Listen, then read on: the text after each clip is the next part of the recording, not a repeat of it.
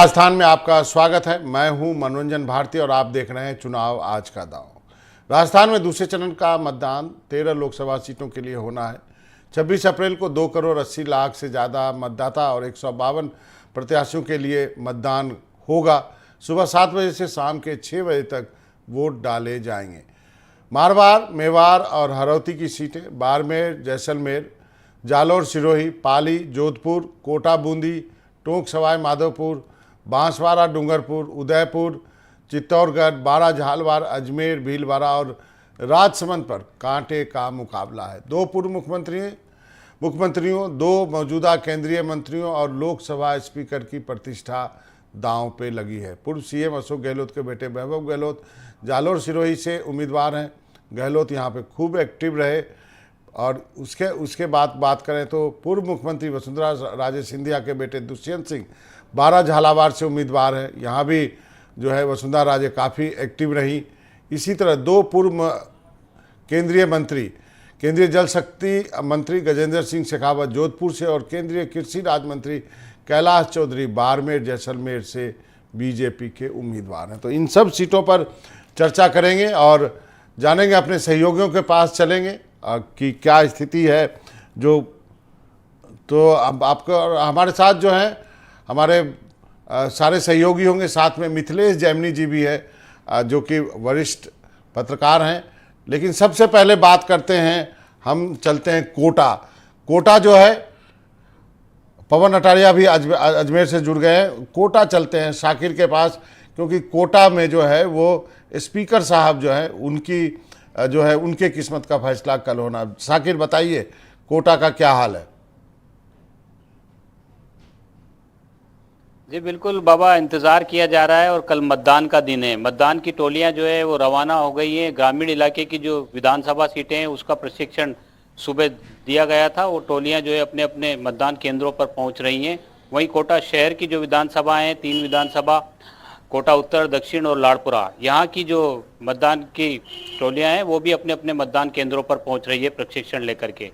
कल जो है जनता फैसला करेगी। जनता जो है ईवीएम में किस्मत का फैसला करेगी, जो क्योंकि यहाँ पर मुकाबला लगातार रोचक बना हुआ है। जिस तरह से लोकसभा स्पीकर को तीसरी बार जो है प्रत्याशी बनाया बीजेपी ने, और कांग्रेस ने जो है बीजेपी छोड़कर कांग्रेस में शामिल हुआ प्रहलाद गुंजल को मैदान में उतारा है। चुनाव प्रचार का दौर थमने के बाद जो है घरों पर दस्तक देकर के प्रत्याशियों ने जो है जनसंपर्क किया। समाजों को साधने की कोशिशें हो रही है पिछले कई दिन से। और कल जो है समाजों के साथ में जो है प्रत्याशियों ने जो है बैठकें भी की है।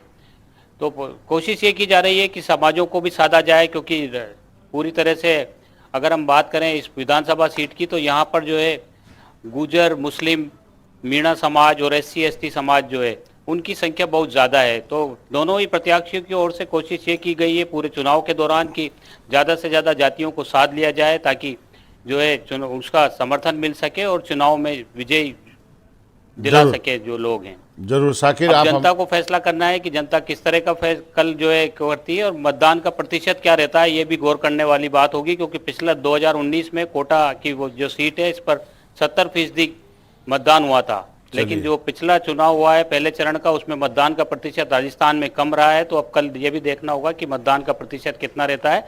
गर्मी भी जो है बहुत तेज है।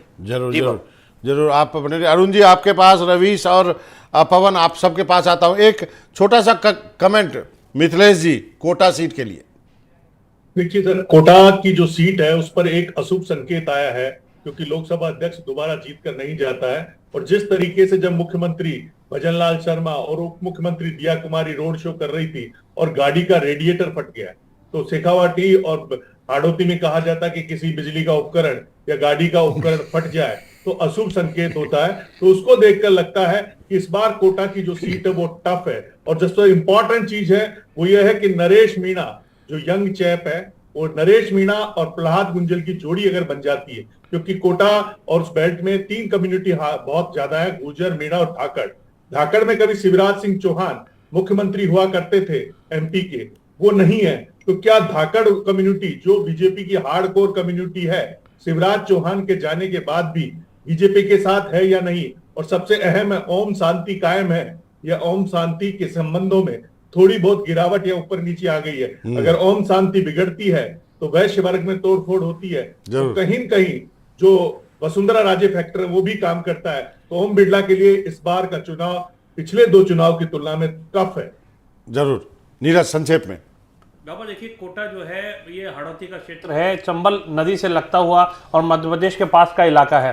तो कोटा में रिवर फ्रंट भी है। कोटा बूंदी की जो सीट है, निश्चित रूप से इस बार काफ़ी रोमांचक यहाँ मुकाबला हो गया है। ये मुकाबला इसलिए ज़्यादा रोमांचक है क्योंकि ओम बिरला के सामने अब की बार प्रहलाद गुंजल हैं, जो कि बीजेपी से आए हुए उनके पुराने साथी हैं, जो अब की बार कांग्रेस में आकर के ताल ठोक रहे हैं।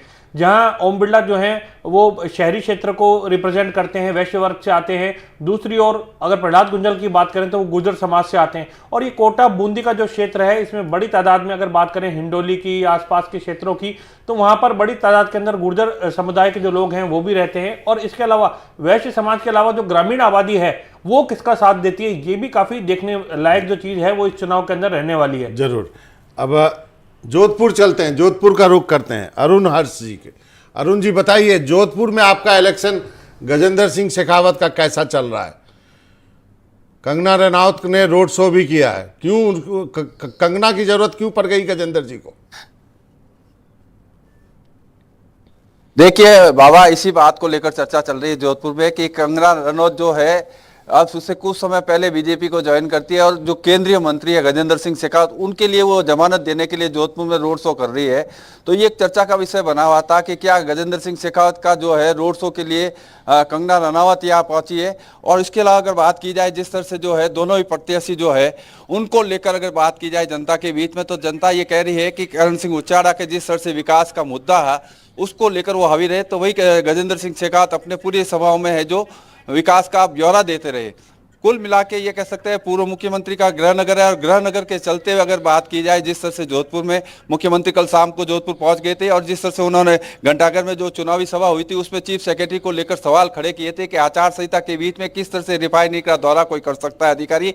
और कह सकते हैं कि उन्होंने साफ एक तरह से संकेत दिया कि जिस तरह से हम लोगों की सभा करने के लिए हम टेंट नहीं ला सके, हमें नागौर से टेंट मंगवाना पड़ा। तो उन्होंने इनडायरेक्ट में ये कहा कि बीजेपी जिस तरह से दादागिरी कर रही है प्रशासन के ऊपर, सरकार के जो कर्मचारी अधिकारी है वो उनकी भाषा बोल रहे हैं, ये लोकतंत्र के लिए अच्छा नहीं है। रात से ही पूर्व मुख्यमंत्री अशोक गहलोत है जो निजी होटल में रुके हैं और वहां से रात को करीब 2 से 3 बजे तक वो लोगों से टेलीफोनिक वार्ता कर रहे थे। यहाँ होटल में लोग मिलने आए थे और आज सुबह से काफी लोग हैं जो टेलीफोनिक उनसे संपर्क में और यहाँ होटल में मिलकर जा रहे हैं। वो कल के जो होने वाला मतदान है चुनाव को लेकर लोगों को भोलावन दे रहे हैं, मारवाड़ी में अगर कहे कि कल किसी भी तरह से कांग्रेस के पक्ष में मतदान करने की अपील कर रहे हैं। वहीं गजेंद्र सिंह शेखावत की अगर बात की जाए तो वो भी डोर टू डोर है जो चुनाव प्रचार करते नजर आ रहे हैं। बाबा चलिए मिथिलेश जी, जोधपुर। देखिए, जोधपुर की फिजा बदली नजर आ रही है क्योंकि सबसे पहले वहां का राजपूत वोट बैंक है। सबसे पहले बाबू सिंह राठौड़ ने कहा कि गजेंद्र सिंह शेखावत शेखावाटी के हैं, मारवाड़ में क्या काम है और मारवाड़ राठौड़ों का है, उसको कैसे तैसे मुख्यमंत्री भजनलाल ने डैमेज किया, कंट्रोल किया। उसके बाद में रूपाला के बयान के ऊपर स्पष्टीकरण देना पड़ा और संजीवनी क्रेडिट कोऑपरेटिव सोसाइटी का भी मुद्दा, उसमें कई राजपूत ही फंसे हुए हैं, वो क्या डिसीजन लेते हैं। और एक इंपॉर्टेंट चीज है कि जो कल लोकेश शर्मा ने प्रेस कॉन्फ्रेंस की है जयपुर में, उसका क्या बैकफायर होता है, क्योंकि वह माड़ी कम्युनिटी भी बहुत है, राजपूत भी है और बिश्नोई भी है। और जाटों को साधने के लिए पिछली बार हनुमान बेनीवाल थे उनके पास, अब की बार जो कांग्रेस से आए हैं पूर्व कृषि मंत्री लालचंद कटारिया, वो वहां गए हैं और जाटों को कितना वोट वो दिला पाते हैं वो भी देखने लायक होगा कि लालचंद कटारिया कितना वहां करते हैं। तो जोधपुर में उन्होंने सीमांत जो विचार परिवार खड़े किए हैं, जो वो नागपुर के बहुत नजदीक माने जाते हैं मोहन भागवत के, इसी के चलते उनको कैबिनेट मंत्री का दर्जा मिला है। राजेश पायलट जैसे गृह राज्य मंत्री बन के रह गए थे यूनियन मिनिस्ट्री में। तो कहीं न कहीं जो कद उनका बड़ा है और संघ परिवार उनके साथ एक्टिव है, इस हिसाब से वो थोड़ा बहुत उनके साथ एज है। करण सिंह उचियाड़ा एक बिल्डर है और बिल्डर और पॉलिटिशियन में जब लड़ाई होती है तो जो माइक्रो मैनेजमेंट होता है वो पॉलिटिशियन और बूथ मैनेजमेंट बहुत बेहतर ढंग से जानता है। करण सिंह उचियाड़ा हो सकता है माहौल बना पाए, लेकिन वोटों को कन्वर्ट करने में कहीं कहीं गजेंद्र सिंह थोड़े आगे नजर आए। जरूर, बहुत अच्छी बात कही आपने, बिल्डर और नेता के बीच मुकाबला होता है। नीरज, संक्षेप में। देखिए बाबा, निश्चित रूप से जो मुकाबला है, मुकाबला काफ़ी ज़्यादा रोचक जो है इस वक्त हो गया है। दूसरे दौर के जो तमाम जो दिग्गज हैं अगर हम बात करें तमाम सीटों की, तो यहाँ पर रोचक मुकाबला इसलिए भी हो गया है कि एक तरफ तो गजेंद्र सिंह शेखावत का जो मुकाबला है करण सिंह उचियाडा से केंद्रीय मंत्री का चल रहा है, दूसरी ओर बाड़मेर जैसलमेर सीट की बात करते हैं तो वहां पर भी केंद्रीय मंत्री जो है कृषि राज्य मंत्री कैलाश चौधरी हैं, उनका मुकाबला हो रहा है। वहां त्रिकोणीय मुकाबला है और वहां बीजेपी से ही आने के बाद में निर्दलीय चुनाव लड़ रहे हैं रविंद्र सिंह भाटी जो कि युवा नेता है, और पूरी तरीके से फिजा जो है वहां बदली हुई नजर आई। तो वहां पर भी एक राजपूत योद्धा जो है वो एक जाट वर्सेस जाट के मुकाबले के बीच के अंदर कूदा हुआ है, क्योंकि उम्मीदाराम बेगवाल जो है उम्मीदाराम बेनीवाल वो आरएलपी से कांग्रेस के अंदर आए और बताया जाता है कि कोर जाट वोट जो है जो हनुमान बेनीवाल की पार्टी का है वो भी उनके साथ जुड़ गया है और कांग्रेस का साथ दे रहा है। लेकिन दूसरी ओर जो कैलाश चौधरी हैं वो पीएम नरेंद्र मोदी के नाम पर जो है उन्होंने वोट की बात कही है, तो निश्चित रूप से मुकाबला बेहद रोचक है। और कई जगह जैसे डूंगरपुर झालावाड़ सीट की बात करें तो यहां पर भी, अगर आदिवासी क्षेत्र की बात करें तो यहां पर भी त्रिकोणीय मुकाबला जो होता नजर आ रहा है, क्योंकि अरविंद जो खड़े हुए थे कांग्रेस पार्टी की ओर से उन्होंने नामांकन वापस नहीं लिया, तो मतपेटी में यानी कि ईवीएम में भी उनका नाम रहेगा और वहां पर चलिए फिलहाल हम जोधपुर की बात कर रहे थे नीरज, चलते हैं अब अजमेर की बात कर लेते हैं। पवन अटारिया हमारे साथ हैं। रवि साहब के पास आता हूं, पहले पवन के पास चलते हैं। पवन बताइए अजमेर में क्या मुकाबला है, कैसा चल रहा है अजमेर का मुकाबला? जी बिल्कुल, देखिए बाबा, पहले जब चुनाव की तारीख तय हुई थी और बीजेपी के कैंडिडेट फाइनल हुआ था, उसके बाद कांग्रेस का जब कैंडिडेट फाइनल हुआ, रामचंद्र चौधरी का नाम हुआ, तो बीजेपी ये मान के चल रही थी कि ये सीट आराम से हम निकाल लेंगे। मगर जिस तरीके से कांग्रेस के जो कार्यकर्ता है, यहाँ पर जो पदाधिकारी एक जाजम पर आए, उसके बाद जो कांग्रेस का बूथ मैनेजमेंट था जो है वो बहुत इन्होंने मजबूत कर लिया है। तो ऐसे में अब जो टक्कर है वो जी जी सुन रहा हूं, बोलिए जी। पवन सुन रहा हूं।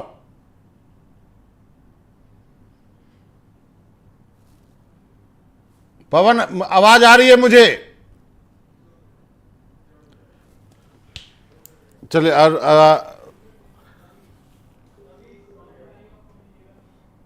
टोक चलते हैं, रवीश के पास चलते हैं। पवन आता हूं आपको, पवन के पास फिर चलेंगे। रवि से आप बताइए टोक का हाल बताइए। जी बाबा, टोंक सवाईमाधोपुर वो सीट है जो परीत सिमन के बाद 3 चुनाव में सत्ता के साथ चलती आई है। पहला चुनाव 2009 में हुआ तो यहां से नमोनारायण मीणा जीते और केंद्र में कांग्रेस की सरकार बनी।